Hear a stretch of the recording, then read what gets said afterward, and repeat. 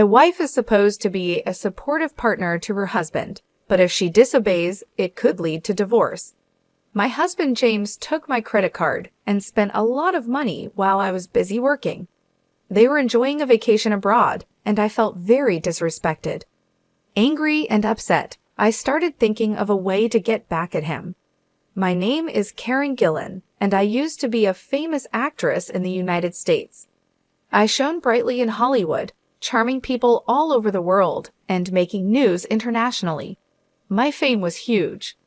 I stopped being in the spotlight when I married James, who used to manage my career. He took great care of everything for me, from my health to my personal life. Now, we run several fashion stores together.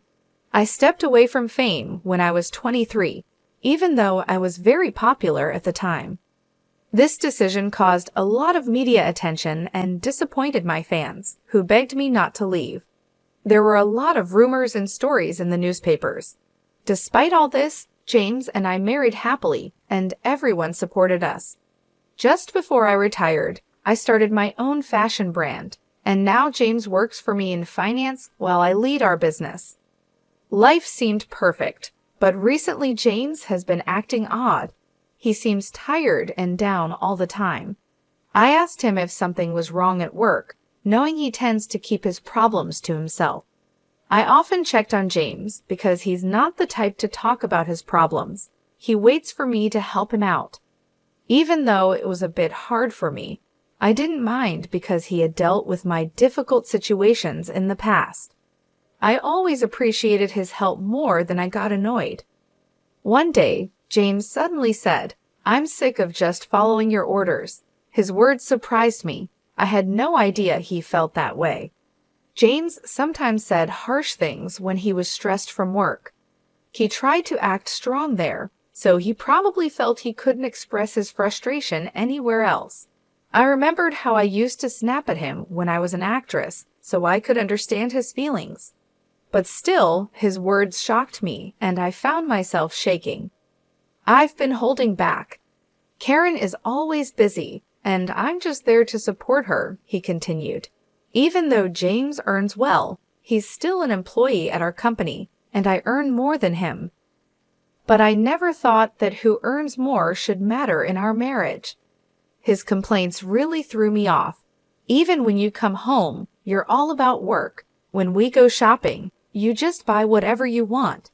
How do you think that makes me feel? He said. Despite how things looked, he'd been very patient. Why can't you be more considerate? He asked, looking unhappy. Honestly, his words annoyed me. Our home is mostly supported by my income. His salary is for him to enjoy, and I've always seen that as my way of thanking him for all he has done and supported me with. There were times when he financially supported me when we had less. I wanted to make it up to him for all the personal time he gave up for me until I retired. It hurt to hear him sound so ungrateful.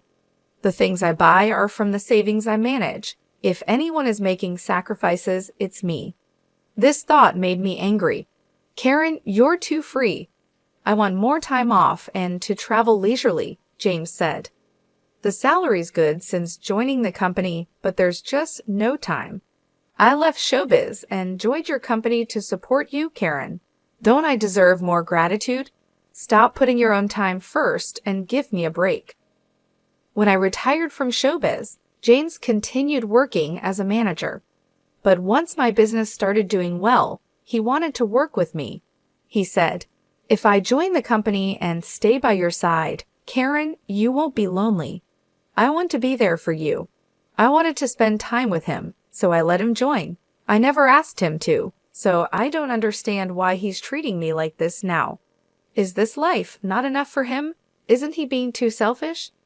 While I was thinking this, James made a request that felt like he was adding insult to injury. He said, "My parents' 62nd birthday is coming up. Can I take 3 weeks off to celebrate? I want to take them on a trip to Australia. They've never been, and I want to show them the tasty food and beautiful sights." I was surprised by his request and felt something was off. Asking for 3 weeks off is a small thing that he could easily have done at work without making a fuss. Our company is fair, and no one would mind if someone took leave. Yet he chose to make it a big deal and negotiate directly with me. I felt something wasn't right, but these were just suspicions, nothing solid. Trying to keep my cool, I answered, "I'm okay with that, but I can't make it this year. There's a crucial fashion show for my models, and I need to prepare for the London collection. My schedule just doesn't allow it. Can you ask if next year would work? I can adjust my schedule then." As a daughter-in-law, I'm expected to attend my in-laws' 62 birthday celebration. However, our company has 2 big events this year, leaving no room for personal travel. I tried to negotiate a different date, but James refused with a smile, saying, "It's fine, we'll just celebrate with my side of the family. I want to spend some quality family time. Being the accountant, my absence for a week won't really disrupt work, right?" James's words about wanting to spend time just with his family really hurt me. He suggested that I was a nuisance, and that cut deep. "So, how about it? I deserve some free time too, right?" James often speaks without thinking. He's not mean, just sometimes careless. That's one of his faults, but I chose him as my life partner, knowing no one is perfect. However, I can't accept how he's speaking to me now, even if he doesn't mean it. Why do I have to be spoken to like this? Doesn't he care about me? Hey Karen, are you listening to me? I owe a lot to James's parents. Though I can't often visit because of work, they always treat me like their own child and praise my work. "We're so happy to have such a wonderful daughter," his mother said when I married into the family, and his father celebrated our marriage with joy. It's their 62 celebration, and I understand wanting to celebrate it this year, but how can I agree happily after being spoken to like that? It doesn't matter to me. Take 1 week or 2. Do as you like. I couldn't hold back my anger and showed it openly. This probably upset James. He stood up, visibly upset, and left the living room without a word. We've been sleeping in separate bedrooms because of work, and from that day until his trip, we didn't see each other at all. Is that really true? Isn't your husband being too harsh? My secretary, noticing my unusual demeanor the day James left for his trip, pressed me for details. She's an exceptional talent and has been supporting me since I started managing the company. As women, we often see eye to eye, and sometimes she's even more reliable than my husband. She's quick-witted yet caring, always there to support me when I'm down or about to make a mistake. I think of her like family.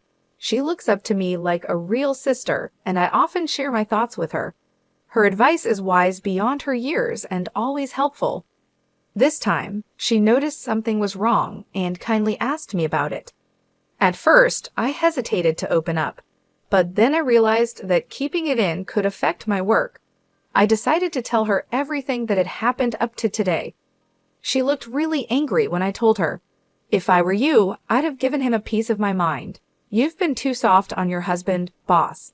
I get that you love him, but you can't let him walk all over you," she said. Her straightforward advice really hit me. In an environment where everyone usually hesitates to speak up, she's the only one who treats me as an equal. I truly value this openness and comfort. Being in a higher position often means showing more humility and restraint, and having someone who can confront me directly like she does is really precious. "You're right. What should I do?" I asked her. "You can call him, right? Why not talk after work today? Don't worry about spoiling his trip. If things keep going like this, you might be headed for divorce," she continued, pressing the point like an older sister. I had no choice but to agree with her suggestion. I decided to call him right after work. He's in Australia, and there's about a 14-hour time difference from the US. For example, if it's 6:00 p.m. here, it's 8:00 a.m. there, about the time they would finish their breakfast. I had sent him an email in advance to let him know I needed to talk, so he should be expecting my call. I called thinking he'd surely answer, but he didn't pick up. Maybe he's still enjoying himself with everyone. I'll try calling again later. I tried calling every 50 minutes, but still no answer. Worried, I contacted my mother-in-law to check on him. "Hello, Karen. You must be tired. I'm sorry we went on this trip without you. We told James we'd prefer you'd be with us, but he insisted." I knew from James that his mother used to be a strict teacher, but now she's much gentler and always cares about how busy I am. "Never mind. We're so busy at the company this year I couldn't make time. I'll definitely make it up to you next year, okay?" "Oh, don't worry about it," she replied kindly.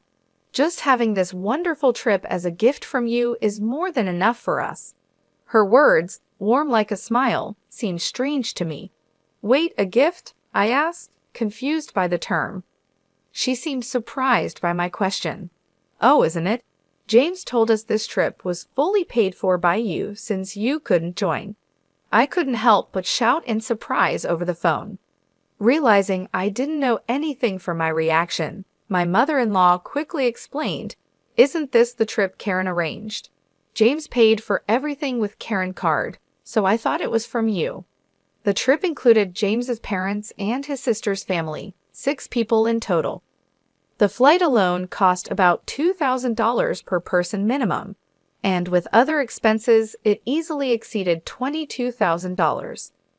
It's outrageous to use such a large amount without asking me, especially since I usually cover living expenses. James doesn't gamble or smoke, so his salary should be intact. He definitely earns enough to afford such expenses, yet he didn't. With him not answering my calls, my anger started to boil. Noticing my upset, my mother-in-law spoke with concern. "Karen, are you okay? We'll pay back every penny." James insisted on covering everything, which seemed odd. "My husband and I decided to pay you back later. We miss you and plan to visit you." Thinking the trip was based on a terrible plan, she continued to comfort me. "You're not at fault. It's also your 62 celebration, so please use that money for your enjoyment. I'll definitely get James to pay for it, but could you tell me more about the trip's planning?" I was trying to figure out what James was up to when I realized this trip must have been planned months ago without me knowing. At that moment, I started to doubt him. Then, my mother-in-law revealed a shocking fact. The trip was actually suggested by James's sister and her husband. Surprisingly, it was James's sister and her husband who always criticized me who initiated the trip. James's brother-in-law, an executive at a company competing with mine, looked down on me for being a female CEO. Because of his high pride, James never stood up to his sister. The sight of James showing respect to someone other than herself must have caught my sister-in-law's attention. Even though she has always controlled James, I couldn't stand the fact that she got offended by James just being slightly nice to someone else. With their strong sense of rivalry, my sister-in-law and her husband disliked me, and I always tried to avoid them as much as possible. This couple, always competitive and disliking me, possibly planned this trip to create a rift and exclude me, using James as their source of money. "I'm so sorry, I didn't know anything. James told me you were busy and asked us not to contact you directly," my mother-in-law said. If my in-laws and I were to communicate, it would have exposed the plan and potentially caused a rift in our marriage. To prevent this, James had already advised his parents not to reach out to me because of my busy schedule. His words were absolute to them. They decided to follow his advice and planned to express their gratitude when they returned. "Karen, did you give James a card or something?" "He was paying with a gold card I've never seen before," my father-in-law asked suddenly. He must have been listening in, given his urgent tone. His question confirmed my suspicions the moment he mentioned the gold card. I checked my safe and found that the gold card he mentioned was missing.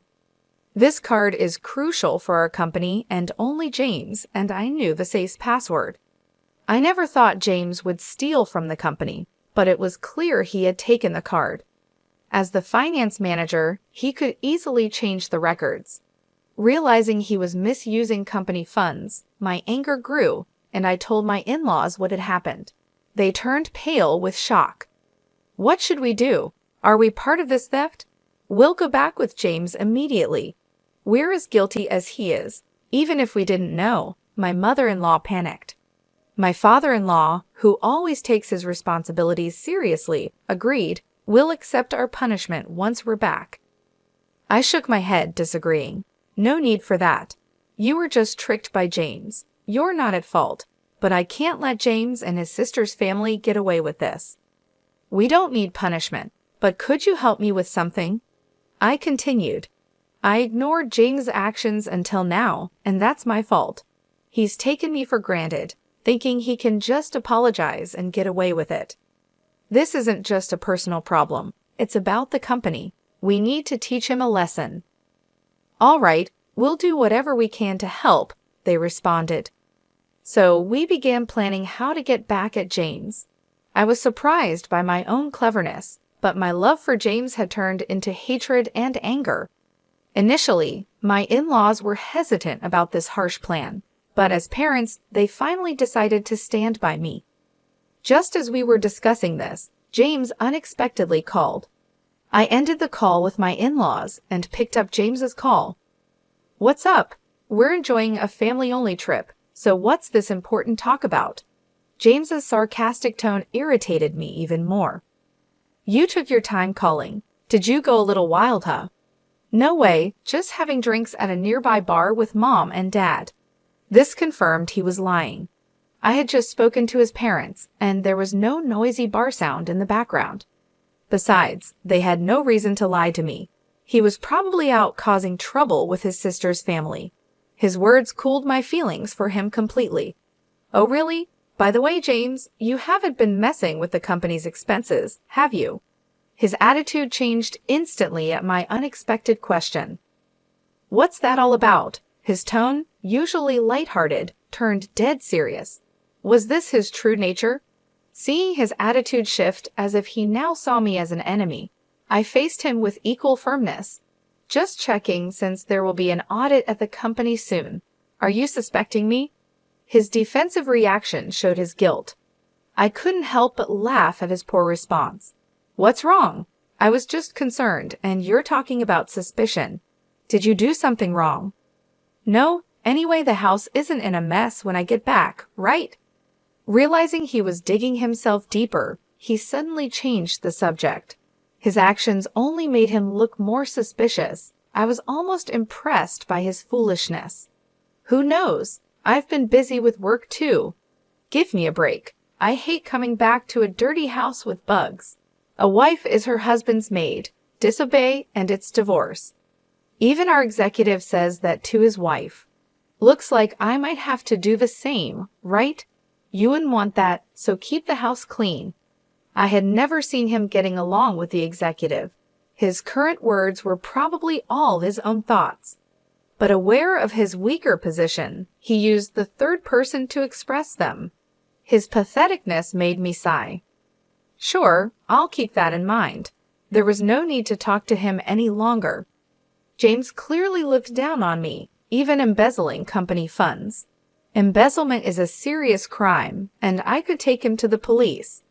No mercy even for a spouse, but that alone wouldn't satisfy me after ending the call with James. The next day, while I was busy preparing for the fashion show, I made a phone call to a certain place. Of course, James bombarded me with calls. I noticed his calls late at night while I was out. Luckily, my secretary was driving, so I answered James's call on speaker. You're late. What have you been doing? His voice was rougher than I'd ever heard, surprising both my secretary and me. What do you mean? I was working. Did you do something yesterday? Do something like what? Don't play dumb. Tell me the truth. James was in complete panic, and in the background, I could hear several Australian men and my sister-in-law and her husband confronting him. It sounded noisy. Something wrong? I asked. No, it's just James, who had been blustering, suddenly began to stammer. He realized that admitting anything would put him in a very disadvantageous position. His odd behavior made me explain to him what was coming. Too bad, James. You were supposed to be having a blast in Australia, but it seems your dream turned into a nightmare overnight. Huh. But it's what you deserve for misusing someone else's money. You did something, didn't you? As he reacted weirdly, I revealed what I had done the day before. I had contacted the president of the credit card company I was contracted with. Despite it being after hours, he agreed to help me due to our long-standing relationship. He immediately suspended the company's credit card. If a credit card is misused, the company doesn't have to pay the store, leaving the store at a loss. However, James had arranged to pay the entire bill at checkout. So with the card blocked, he couldn't pay and was now being interrogated by the hotel receptionists. James, Mom and Dad have already checked out. The taxi I reserved for them has left with them, so there's no one coming to pick you up, I said. My sister-in-law, who was cornered, bombarded James, asking what to do next. Hearing this, James panicked even more and directed his anger at me. How can you do this and think it's okay? Are you ready for divorce? Go ahead. I'd rather not have a husband who steals from the company. I've already talked to a lawyer, and we're starting the divorce process, I told James. He was clearly shaken by my calm reaction. I've ignored so much of what you've done, James. There was a time when you supported my work, and I was grateful, but I've reached my limit. My patience is gone, I continued. That can't be. James realized he was in a real crisis and let out a desperate cry. The receptionist kept demanding payment from James and his group, who were now trapped in despair. None of them spoke Australia and were relying on a guide to communicate. Hearing their situation, I suggested switching the call to me. No one there speaks Australia, right? Let me talk to them for you. You're going to help? James sounded relieved, thinking I had changed my mind. Without hesitation, he handed his phone to them. I spoke to the receptionists in Australia, explained the situation, and they understood quickly and seemed cooperative. To ease their worries, I also gave them my contact information, which my secretary noted down. After a friendly chat, they returned the phone to James. What happened? Did you sort it out? James asked. Yes, I've taken care of it. Now it's up to you guys. Really? You're a lifesaver, Karen. I love you, he said, then hurried off, apparently called by the receptionists. James, clueless, ended the call and followed them. Are you sure about this? It probably won't end well, my secretary asked. Perfect, right? It's ideal for them to see hell, I responded. An hour later, as expected, I received a barrage of calls again from James. When I answered the call, James was on the line, his voice full of distress. Karen, what's going on here? What is this place? He cried out and showed me through a video call the image of a slum area in Sydney, Australia. James and his sister's family were there, looking miserable and stripped of their belongings.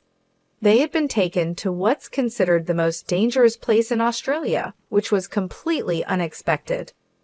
When I was talking to the receptionist earlier, he had mentioned he was a big fan and promised to arrange a severe punishment, but I never thought he meant this place.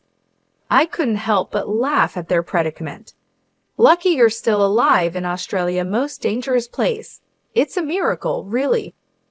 What? Wait, Karen, what's this about?